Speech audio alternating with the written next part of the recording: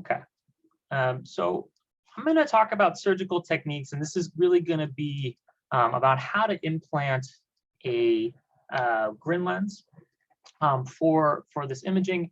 And you know, I have been giving this lecture since we started doing workshops like 5 or 6 years ago, because I was one of the first people that kind of implemented this in our lab. But someone reminded me the other day that I had not done a surgery in about 5 years, maybe now at this point. And so I have enlisted Susie Feng from my lab, who is absolutely amazing at this. She's way better at this than I am. So I'm going to go over a brief introduction, and then she's going to give you all the details, because to be honest, she knows this much better than I do at this point. The goal of the implant is to put a Grin lens right up against the cell population that you are going to be imaging. So we talked about this briefly, or Daniel talked about this a little bit, is that we have a V3 version and we have a V4 version. And the V3 version has a scope, which has this kind of layout, and then it has this objective lens down at the bottom. And for the V3 version, you can actually implant that objective lens into the brain. And that's how a lot of people have been doing it originally. And so this gives really beautiful optics, because you have this really large objective Grin lens. And so a lot of our early hippocampus work has been done with this implanted Grin lens. Well, going outside of the hippocampus, or if you don't want to implant a 2mm Grin lens into the brain and you want to limit the damage, you have to go to smaller lenses. And in order to do that, you actually have to use a relay lens. And so there's 2 different ways to do this you can do this with V3, or you can do this with V4. And what happens here is that this objective lens ends up coming up into the microscope. And then we implant the Grin lens into the deep brain structure. And now all that does is relay the imaging plane above, and then we're imaging that plane using the objective lens with the Miniscope. And so if you're using V4, you're almost certainly going to have to be using a relay lens if you're going into the brain at all, or using a cranial window for the cortex. And we'll talk about this. The implant is essentially the same between whatever Grin lens you're doing, and so we're going to demonstrate with the large lens for the most part, but the concept is identical.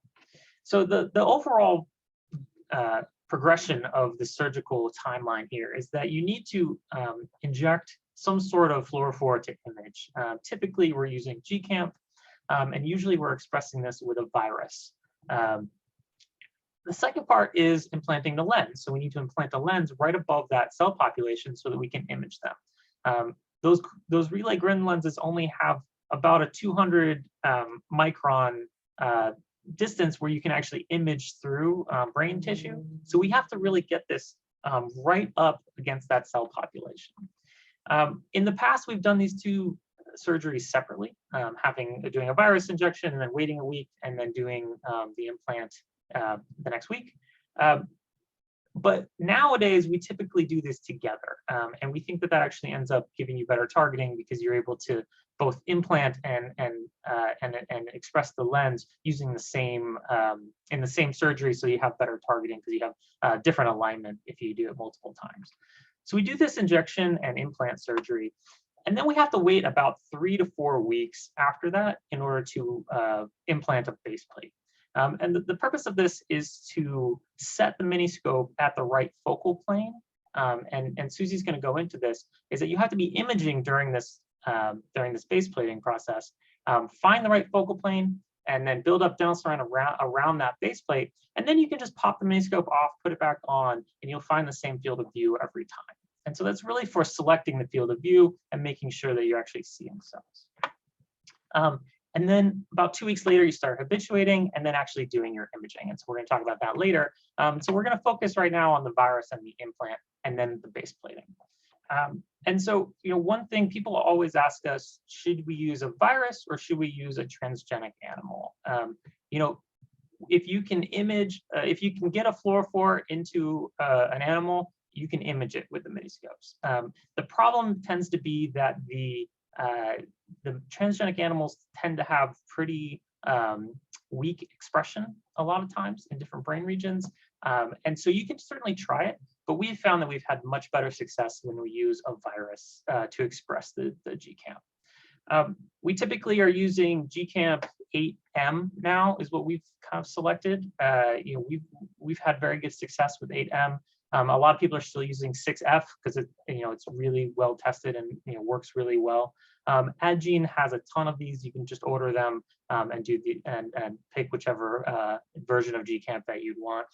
You could also use like RCamp or RGecko if you wanted. You just have to change the filter sets and change the LEDs. So you'd have to just change the colors, but the concept is the same. And then again, you can do them together or you can do them separately. We've typically done them together in the last couple of years.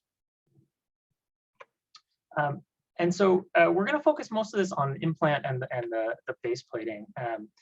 So the idea here is that if you are imaging CA1 and you want to look at the perimeral cell layer, you have options. So if you're using V3, you can use this gigantic Grin lens, usually a 1.8 millimeter Grin lens we get from Edmunds Optics. And you can implant that right above the CA1 cell layer. But the main thing that we need to get across here is that the implanted lens really has to be within 200 to 250 microns of your cell population. And so in order to do that, we really have to aspirate out the cortex. We have to push down right down on top of the CA1 tissue. So this is with the V3 objective implant lens. Now, the second way to do this with V3 is to take that objective lens, which is this one here, and bring it out, put it in the Miniscope, and now implant a relay lens, which is going to just take that image plane, relay it to above that relay lens, and now we're just going to be imaging that top plane with our Miniscope. And this is what we call V3 relay lens imaging. And V4 is the same thing. So you're going to implant typically a Grin lens, that's a relay lens, that's going to relay that imaging plane, and now we're going to be imaging that. The big difference between V3 and V4 with optically is the focal distance. So with V3, you have to get very close. So it's going to be focusing at around 200 to 300 microns below that objective Grin lens. Whereas with this V4, you're going to have an extra about 1 millimeter of distance that Daniel talked about in his lecture. But the concept is all the same. So we're going to implant that lens, and then we're going to put the Miniscope above it to image that relayed imaging plane. And there's 3 main parts to this. It's a pretty straightforward surgery once you get the hang of it. All you really need to do is prepare the skull. So you need to make sure the skull is clean, scored, and very and able to be attached to a dental cement. The dental cement will be able to attach. Eventually, we're going to make a craniotomy. If we need to, we're going to aspirate the optic cortex, or we're going to put in a little guide tube to just implant the lens directly. Put that lens in, secure it, cover it, and that's it. And so Susie's going to go ahead and take you through this because she has a whole bunch of experience doing this. And I will be in the chat answering any questions that you have, and we'll have a breakout room afterwards to discuss any other questions. So feel free to ask as many questions as you want. One thing to keep in mind is that everyone does surgery differently. I think surgery is a really fun thing because you ask everyone uses different glues, different dental cements, different techniques. We're going to show you the way we do it. We've had a lot of success with this, but there's lots of different ways to do it, and we're very open to suggestions and other ways to go about this. So I'm going to pass this over to Susie, and she's going to take you through it. All right, give me a second to set up my sharing.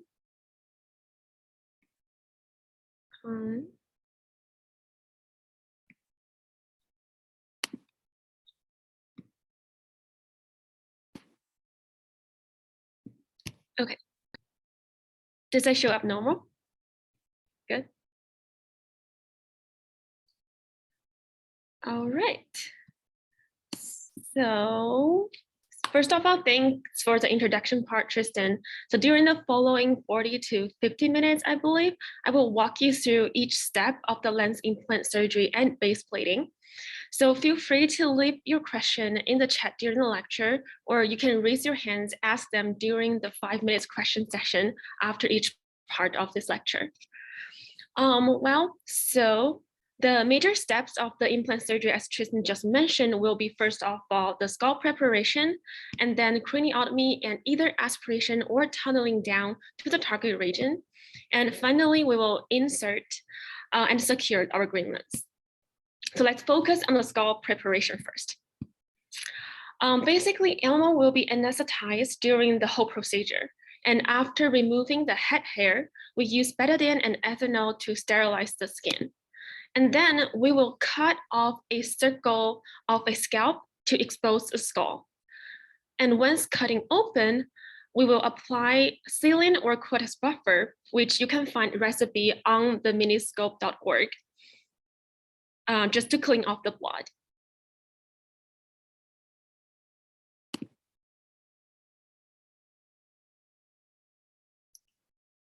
So once that step is finished, we will apply hydrogen peroxide, which is the solution that's generating this bubble, onto the skull to clean up the fascia, which is a very thin membrane attached on the skull. And then leave the hydrogen peroxide on no more than 30 seconds, and then you will need to use cortex buffer or saline to clean it off again. So then this video is showing how we would recommend you to score the skull so that the lens and the cement crown will be well secured. So we use the blade to score from the different direction as shown in the video. So I would recommend to drill also a couple shallow dents using the drill bits onto the skull to guarantee the strong grab of the Grin lens and the cement later. And at this step, which I didn't include in the video, but we would also recommend to cut and peel back the neck muscle in case they grow back during the healing process and push up the cement cap. So basically, I would cut the neck muscle over the back area and then peel them back and tuckle them underneath the back skin nicely.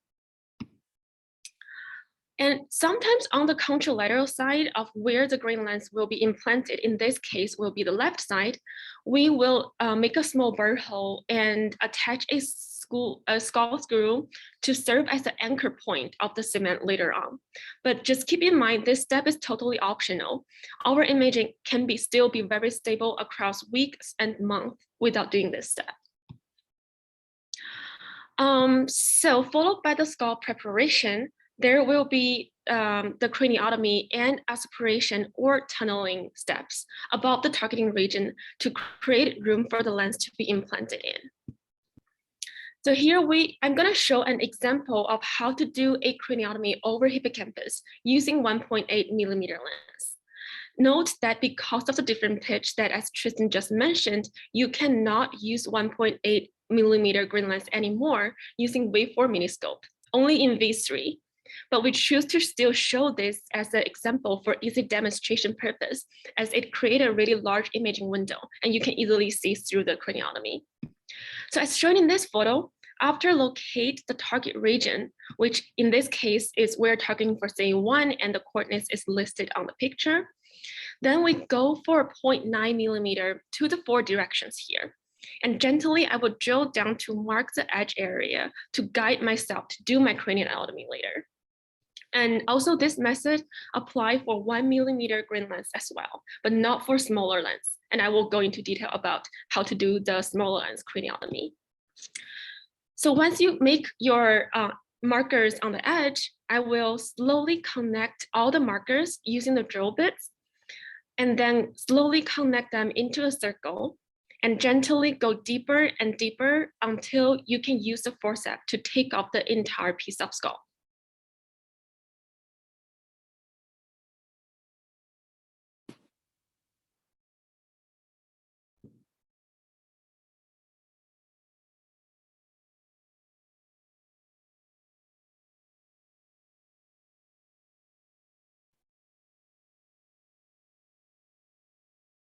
So once you can see the skull piece is very loose right now and you remove it easily with your forceps, and then you would need to smooth the edge of the craniotomy to make sure no bones are sticking out, so the lens will be going in straight later on.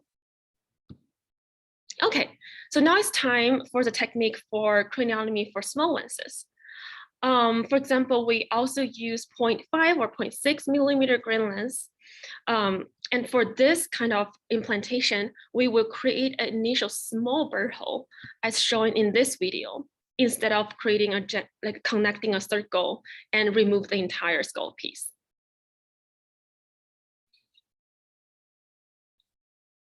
So very easy. Once break through the skull, as shown in the video, I will zoom in and use the drill bit to carefully enlarge the burr hole by going from the center position of it and then to the outside. And you want to try to make the edge smooth as possible. And you also want to go down straight so you don't create it like a slope of the edge of your craniotomy. And then to know if your craniotomy is the right size for your smaller Grin lens, I would just grab your lens and measure it over the craniotomy. Obviously, you don't want your craniotomy to be too small so your lens doesn't fit in, but also note that you don't want your craniotomy to be too big, and that will cause later the lens will be very hard to well secured in place. So once your craniotomy is at the goal size, carefully, again, clean the craniotomy by removing all the small bone pieces you can see at the edge of the craniotomy, and use the fine forceps to pick out all the clogged blood or like bone pieces. And also I would recommend to break through the dura at this point using your fine forceps and then wait for it to stop bleeding. Another little trick here is to avoid blood clogging. You can dip a corner of your Kim wipe into the cortex buffer and clean the blood to help with stop bleeding and clean the imaging window later. So if you decide to do your viral injection on the same day of the lens implant surgery, which we do all the time, now is the time for you to do your viral injection. But you can also certainly choose to do all your viral injection a couple days before the lens implant and get all the viral injection done. It's totally a personal preference. Okay, so how deep should we go down for the aspiration or tunneling? First of all, for the CA1 hippocampus imaging, we can use the landmark of corpus callosum to guide our aspiration or tunneling. Here, the dashed line is showing where the cell layer is located at.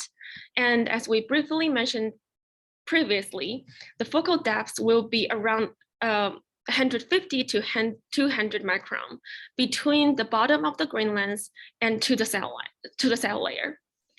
We found that if we stop aspirating at the corpus callosum, which is the red dashed line marked on the picture, will give us the best imaging results. Okay, so how to do the aspiration? It's actually quite easy to assemble a simple aspirator in your own lab. First of all, you would need a vacuum system, a liquid trap here to collect the brain tissue and the blood being vacuumed out. And we would recommend to have a blunt needle attached to a 1 ml syringe. A small trick here is like I normally like to drill a little hole on the side of my 1 ml syringe. And then I can use my finger to either block it or unblock it to control the aspiration speed and strength during the aspirating. And eventually you will need some tubing and some connectors, and we hot glue the tube to the syringe to seal the whole system. So the negative pressure will be applied when vacuum being turned on. Okay, so here is a video of how we do the aspiration for the CA1 imaging using 1.8 millimeter Grin lens. So we start with the relatively large gauge of blunt needle. And while aspirating down, we constantly flush cortex buffer in case the skull being dried up or the blood being clogged. I personally prefer to hold the syringe with cortex buffer in one hand and have my aspirating syringe in my dominant hand. And at the beginning, it's always better to go a little slower in case you aspirate past the corpus callosum and miss your entire imaging target. Also, it's important to keep in mind that aspirating straight down is quite important, and you do not want to like aspirate in an angle and create a cone-shaped kind of imaging window, and you want it to be as straight as possible. So now on the left video here, you can sort of tell we are at the corpus callosum by observing this horizontal fibril-like tissues. So the next video will be more clear of what we should do when we reach to the corpus callosum. So once we get here, I will switch to a smaller gauge blunt needle and carefully peel back the corpus callosum and expose the next layer of vertical fiber. And then the rest of aspiration will just be sucking out the blood, constantly flushed with cortex buffer until there's no bleeding point anymore.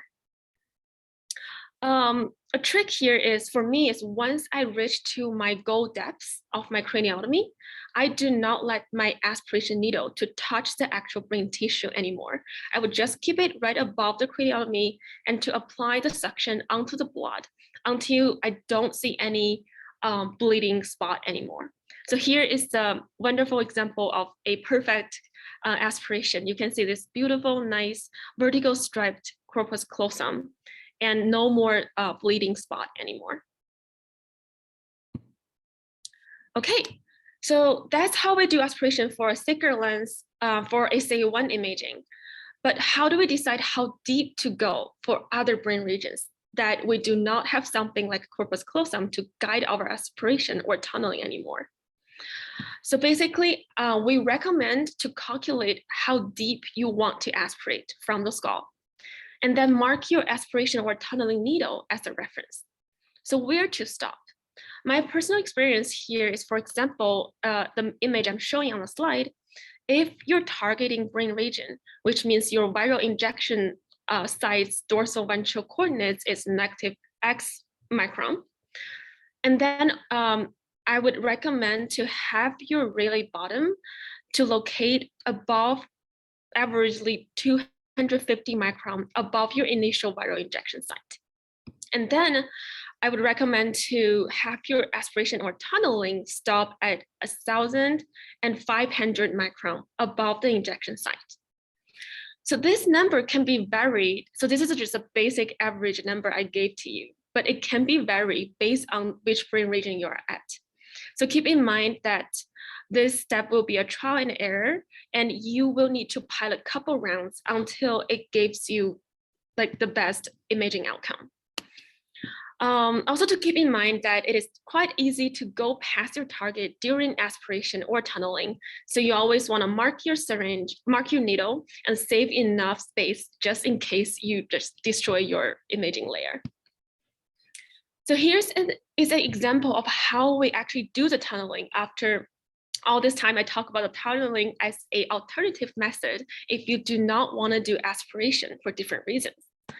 So first of all, we recommend using a cone shape or blunt needle instead of a sharp opening needle if you decide to go with the tunneling method. Before we lowering the tunnel needle in, like I said before, I would recommend you to use the fine force step to break the dura, and so that the lowering part won't cause too much of the bleeding, especially when you're at the regions that have a very thick dura or close to a major blood vessel. Okay, so I normally attach my tunneling needle. So I also choose my tunneling needle based on how thick my Grin lens is. And I'm trying to get it at the same size of the Grin lens I'm going to implant later on. I attach my needle to the style text, and I normally time for 10 minutes for the entire tunneling process, and during which you can move the needle up and down slowly to create this space for your lens later. Okay, so you might be asking, when should I choose to do the aspirating? When should I do the tunneling? So the general rule that we want to give you here to follow is we would recommend to go with aspirating still if you're using Grin lenses greater or equal to 1 millimeter size in order to create more space and reduce the pressure when you do your implant. However, if you are doing deep brain imaging, or your brain region is very close to a major blood vessel that aspirating can easily cause like uncontrollable bleeding, we would in general recommend you to use this tunneling method to reduce the damage. Finally, we come to the step of inserting and securing the lens. I will, like we said before, we would recommend you to get your Grin lens in the bare way, like the bare lens from Miniscopes or Gold Photon. And so that you will need a way to hold your lens during the implantation. And I want to introduce 2 ways we make our lens holder in our own lab. The first one is very easy. You take 2 micropipette tips and you cut the opening side to make sure that can fit your lens very well. And they will normally be at 2 different sizes, one slightly bigger than your lens, which is showing in the blue, one slightly smaller than your lens, which is showing in the red. And then I fit the 2 lenses together and glue the gap between the 2 lenses. And you also want to make sure the surface of both pipette tips are flat and they will have enough space for the lens to sit in. And again, we use the same kind of vacuum method I mentioned before for the aspiration step to apply a negative pressure to secure the lens during the implanting. Here is a photo showing when we actually use this lens holder. And you will need also to make sure your lens is at the most straight position before you implant it in the brain, in case you are implanting it at an angle or anything. On the left is how we attach our pipette holder, like our lens holder made using pipette tips, onto a syringe, which allow us to connect it to the vacuum or pumping system. Another method I want to introduce here is a little bit like the Inscope's cuff lens idea. Is you can make a plastic holder that has the opening the same size as your Grin lenses. We personally mail or 3D print our own holders. And if you're interested in our design files, feel free to reach out, and we'll also upload all the design files we have on the miniscope.org and the GitHub page. So once you glue the lens down in your self-made plastic holder, you glue them and wait for them to dry. And once the glue is dried, you can use something like a Stereotex cannula holder to grab the lens and then do your implantation easily. Okay, so now we are ready for the actual implanting step. If you have the similar kind of setup like this, I would recommend you to flip your scope from the top view to the back side view so you can visualize the actual implanting site better. This is a video I took from the back view. First of all, you would want to zero your Z coordinates at the brecma. Some people prefer to zero it right at the craniotomy. Either way is fine. You just need to trial and error out your best dorsal-ventral coordinates. When implants start, slowly going down to the target depth, moving slow can reduce the chance of bleeding happen at this stage. So slowing moving down, and once you reach to your target, I will apply a tiny little drop of liquid glue and then use accelerator to secure the lens in place, like showing in the video. And because of if you are using the first method I introduced to hold your bare Grin lens, your negative pressure from the vacuum is still being applied at this stage. So you absolutely do not want to apply too much glue right now in case the negative pressure suck all your glue up and glue your holder and the lens together. That will be a nightmare. All right, so once the glue dried and the lens is well secured, you need to cut down the vacuum and stop the suction and remove your lens holder from the lens. And from this point, I recommend to flip your scope back to the top view of the whole skull and apply the same kind of liquid glue to seal all around the skin. You want to make sure all the opening gap here between the skin and the skull is well sealed. It's important to do so because any opening at this stage will increase your chance for the animal to get infected later on during the recovering phase. So you go all around, make sure every single piece of the exposed skull is covered under the liquid glue. And then before your glue is completely dried, you would want to apply dental cement on top of it to secure everything. If you want to group house your animal and have the lens being protected better, we would highly, highly recommend you to build up your cement as like a wall or ball shape around the lens, which I will show you guys in a second how to do this part.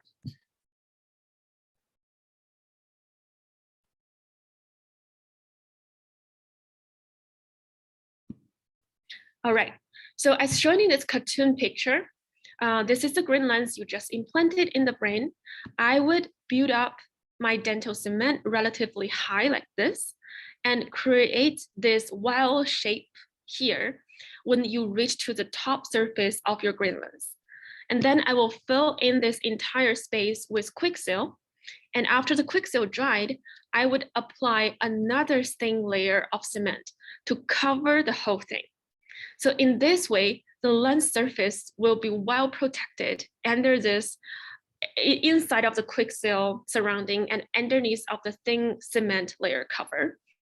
And with this, you can easily group house your animal with as many as cage mate you want without worrying them play with each other, bite and fight and scratch each other's lens. And in our own lab, we love this method. So we would highly recommend you doing so. All right, so this is the entire lens implant surgery. Just as a quick review, we first prep the skull by cleaning the fascia, score the skull, and attach a skull screw, which is the optional step. Then we make our craniotomy and either do aspiration or tunneling based on where and what size of your Grin lens that you are using. After insert the lens and secure the lens into place, we eventually build up a cement well or ball to protect the lens from being scratched. For post-op care, we would give them daily post-op medications, including meloxicam, dexamethasone, and antibodies like ampicillin for pain relief and anti-inflammation purpose.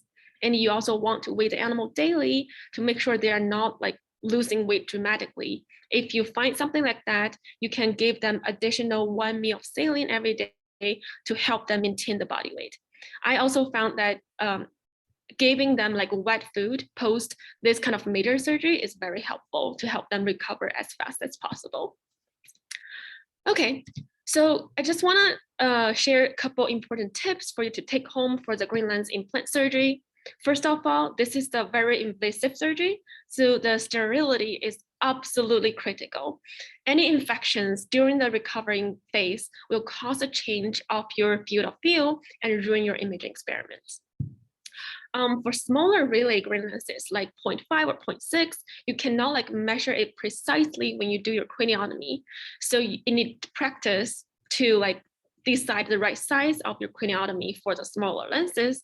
Either too big or too small can be both problematic. And if you choose to go with aspiration method, that will also take practice. You do not want to aspirate too far and ruin your imaging layer. And if you decide to go with a tunneling method, again, like I said before, breaking the dura is quite important in our own experience, because that can help reducing bleeding during the tunneling process. Lastly, the depths of how deep that you want to aspirate, how deep you want to tunneling, and how deep you want to implant your lens to keep like a good distance between the bottom of your lens and your imaging layer is a trial and error process. And you will need to take a couple rounds of practice to make sure it gives you the best imaging results. So with that, I think I will have time maybe to pause like 5 to 5 minutes. If anybody have anything that hasn't been answered in the chat, feel free to raise your hand and we will unmute you and you can ask your question. And also thanks for everybody who helped answer the question in the chat. I do not have access for that for now.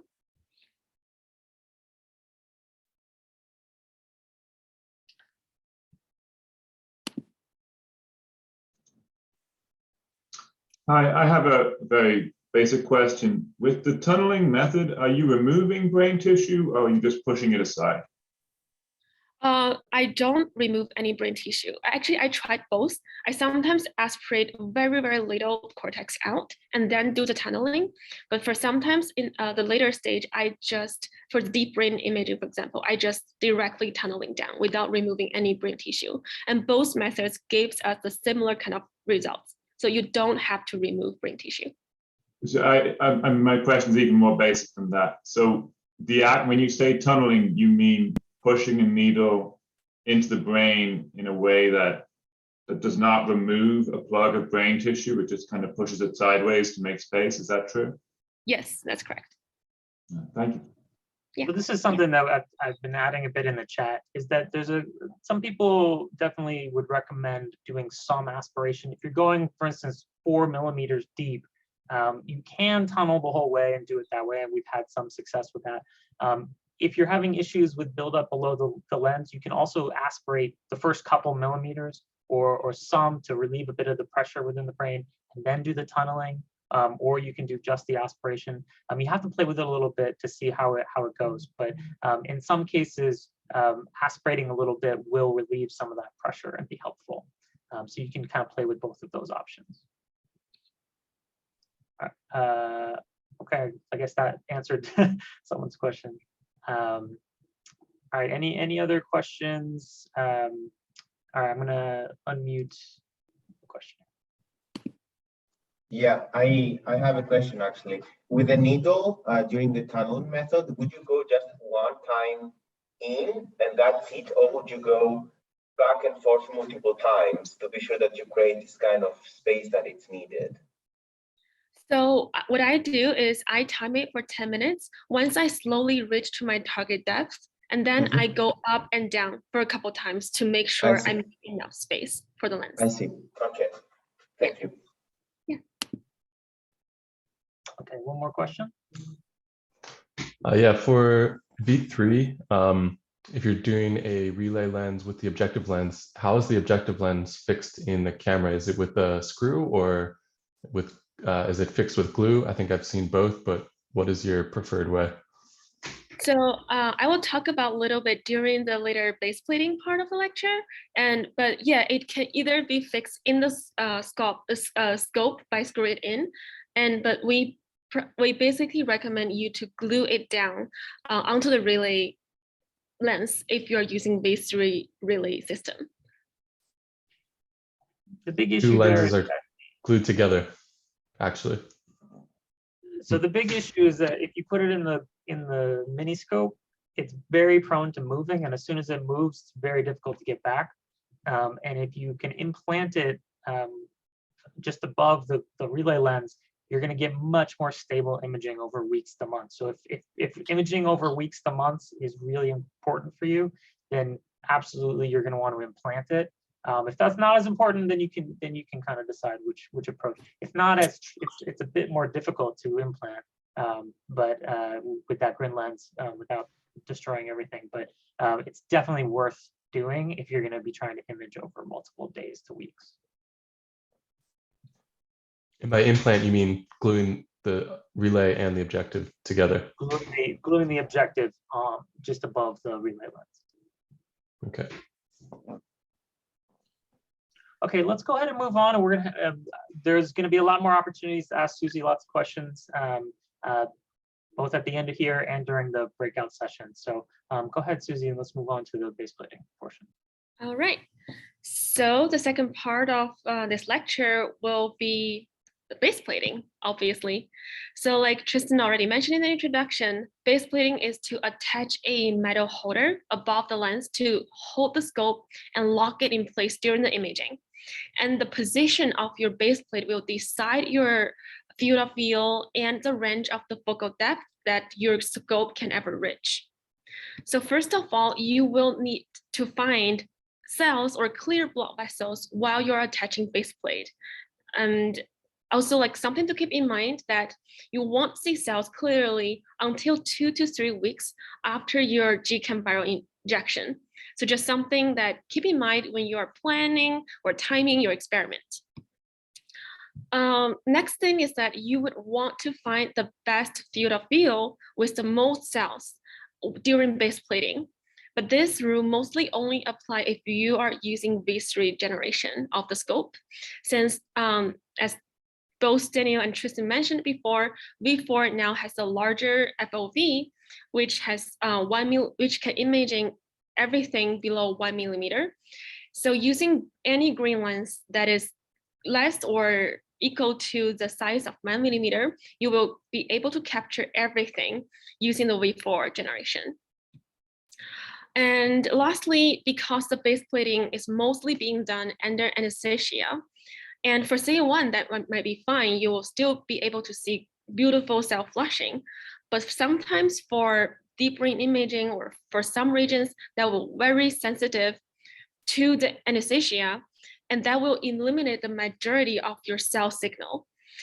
So in those cases, you might need to use other structures like maybe clear blood vessel or the intensity of the fluorescent to guide you through your base plating. Okay, so now I will walk you through the steps of base plating. First of all, you want to drill off the top cement protection layer from the lens implant day. And I normally just use my drill bit to go around until I can separate the top thin layer of cement from the base. And you want to try avoid touching the center area in this case because you don't want to drill into your lens.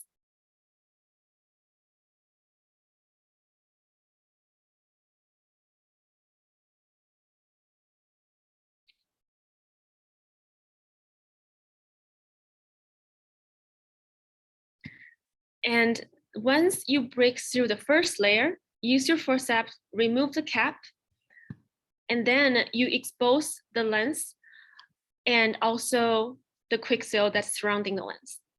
So use your forceps, pull out the quicksil, and fully expose your lens at this stage.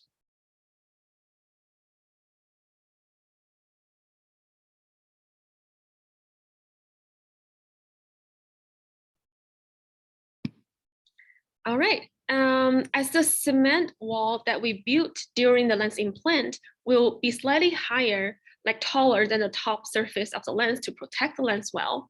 So in order for it not to block your base plate and the scope when lowering it during the base plating, we next need to drill down the cement wall for a little bit and for it to be a little lower than your lens surface, like this.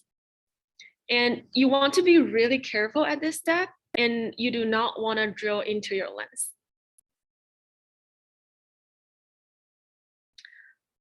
And after drilling down, I normally like to use duster to blow off the cement dents after this kind of intense drilling. And that brings us to the next step, which is cleaning. Cleaning is very important. Before you implant the base plating, you want to make sure the lens is spotlessly clean. And I like to use acetone or lens cleaning solution to wipe the top surface of the lens to get rid of all the dust or cement residue. And for smaller lenses, you can use the corner of a lens paper, for example, dip it into the acetone, and then wipe the surface of the lens carefully. Note that you try not to directly touch the lens surface using your forceps that can easily scratch the surface of your lens. All right, so now after the preparation, it's time for you to connect your scope to the computer, start your recording software for you to visualize where your cells are located at, and it's time to put on the base plate to the scope. Here in the video, I show you how we normally put on the base plate and attach it to the scope. Always remember to screw it in at this stage, since if you base plate it with the base plate unscrewed onto the scope, then during the imaging step, when you actually need to screw it in to secure the scope when the animal is being removed, your FOV will shift. So in this video, you might notice there's a white holder that is what we 3D printed ourselves to fit the V4 generation of the scope perfectly. You can find the design files on the miniscope.org or on the GitHub page as I listed here. If you do not have access to a 3D printer, you can also do something very simple like attach the scope to a stereotext arm by temporarily tape it on. So be creative. Again, I would recommend you to flip your scope at this stage to get a horizontal view during the following base plating. Here, you're gonna see the video taped from a back horizontal view during my base plating. And if you are a little lost for this video, the bottom black piece is our self-milled cap that is protecting the lens. And the top huge metal piece is our V4 base plate we're going to attach. So now I'm gonna turn on the scope LED at this point and use that LED to guide you to find where the center lens is located at. And also use the recording software on your computer to help you to find the best FOV, the field of view. You want to make sure your base plate at this stage is in parallel of the lens, between the lens surface and the bottom of the scope or base plate. And you can, if those two are not in parallel, you can adjust the animal head position to make sure the two things is in parallel if possible. And then use the live image I show on the left to guide you to find the best FOV and how much you want to lower your scope to have everything in the best focus. All right, so once you're happy with your FOV, it's time to glue the base plate down to the skull. We would recommend using this kind of called Loctite, just very thick gel form glue, since it's easy to shape it to the way that we want it to be. Another important thing to keep in mind during base plating is on the Miniscope recording software that on the side on your computer, if you are using V4 system, try to set the second row here, which is showing your electrowetting lens focal plane to the 0, because that will give you the room to both going deeper or shallower of the focal plane post base plating if you ever need to do any adjustment. All right, so to start gluing down the base plate, I use something relatively sharp. I just literally use a cotton applicator and I cut it into the half.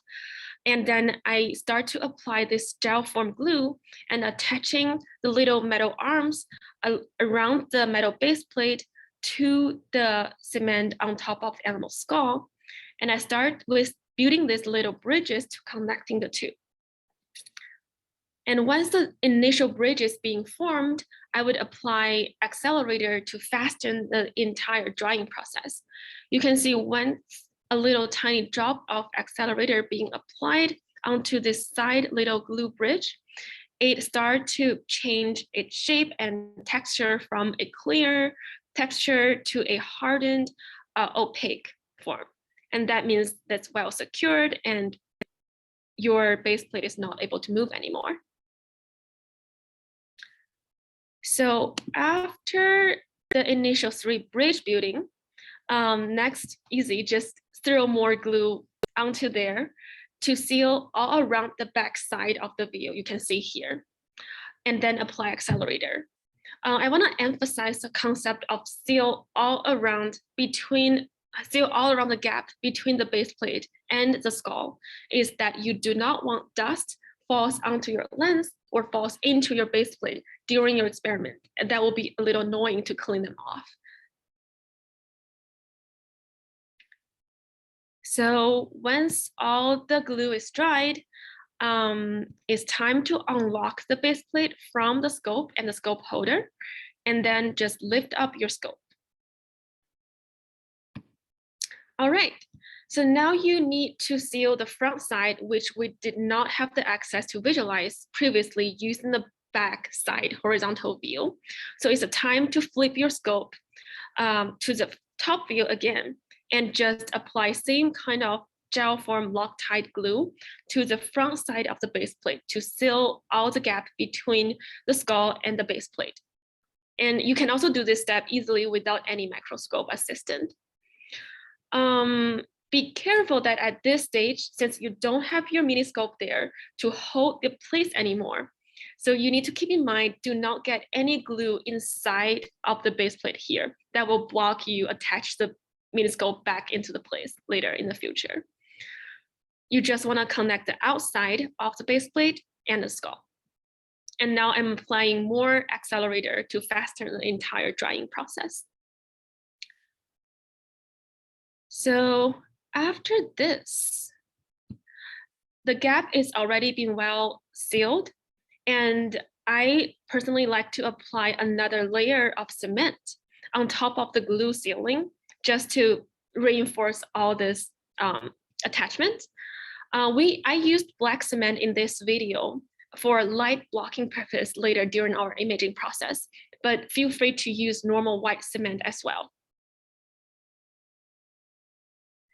And when you're applying cement or glue, you, beside of avoiding the center like empty space that you will attach your scope, you also want to avoid get the glue or cement into the screw socket on the side here. It will block you from tighten the scope in the place in the future.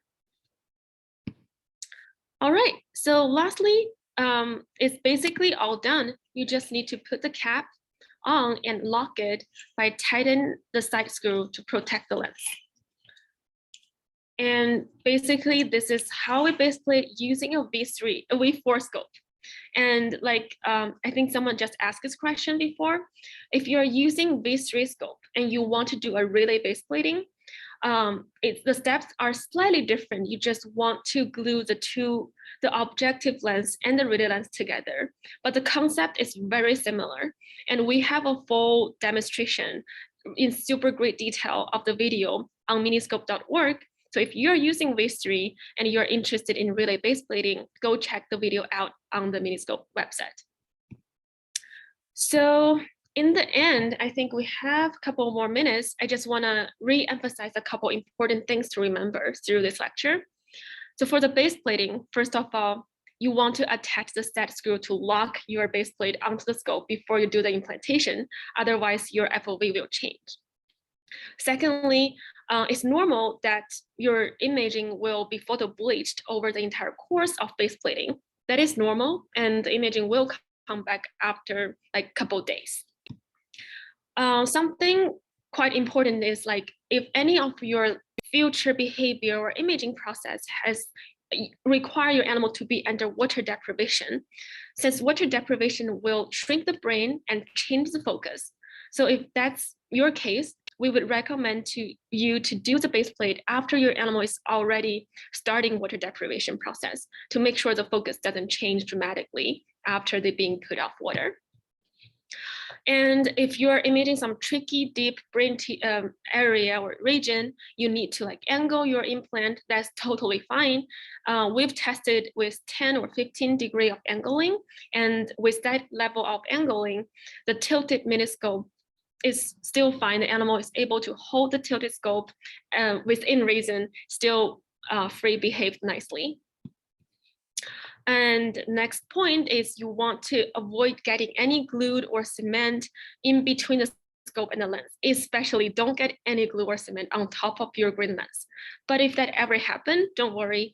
Use the corner of Kim wipe, dip into the acetone or lens cleaning solution, wipe it off carefully. And last but not least, you will still want to check your FOV and the camera depth in a couple of days to confirm that it's still stable, because dental cement might change shape when they're completely dry. They might shrink a little bit. So check your FOV and depths before you start your real experiment. So that's all I have for the base plating part. And I believe you will hear more about the actual application of the V4 Miniscope imaging, how to actually do like stable imaging across days in this afternoon lecture, the in vivo imaging and the behavior session from 3 to 4 p.m. EST. So stay tuned for that. And with that, I'd like to thank everybody listed here, including Shuman and Cai lab members and our collaborators, as well as MetaCell, who is hosting this great event. And I think we might have 4 more minutes. And if you have questions that hasn't been answered on the chat, you can raise your hand. And I will also be in the lunch breakout room for the surgery topic. If you have more questions, come hang out in the surgery breakout room and we can discuss more. All right, we can take some questions if you want to raise your hand. I did my best in the chat. It was coming out pretty fast. So if I didn't answer it, Susie can come answer any of the questions. One thing I did want to remind people is that there are master parts lists available on miniscope.org. And so if there's some like specific type of like an eye ointment that we use, that should all be listed on there. If it's not, then we'll update it. That's a great resource to find the specific products that we're using in our surgeries. Anybody have any specific questions?